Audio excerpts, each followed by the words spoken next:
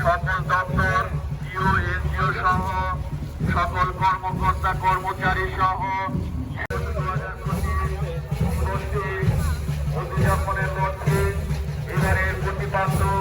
নির্ধারণ করা হয়েছে তরুণদের দেশ গড়ার অঙ্গীকার জনসেবায়